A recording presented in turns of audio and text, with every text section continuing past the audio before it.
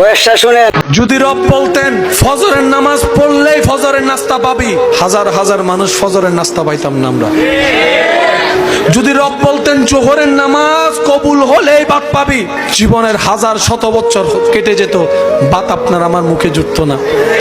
কিন্তু রব এমন দয়াবান, ফজরের নামাজ না পড়লেও নাস্তা দিচ্ছেন, জোহরের নামাজ না পড়লেও ভাতের ব্যবস্থা করে দিচ্ছেন, আসর মাগরিব এশা না পড়লেও ঘুমের ব্যবস্থা করে দিচ্ছেন, আবার ঘুমও দিচ্ছেন, সকালে ঘুম থেকে তুলেও দিচ্ছেন, শরীরের শক্তির ব্যবস্থা করে দিচ্ছেন। সুবহানাল্লাহ।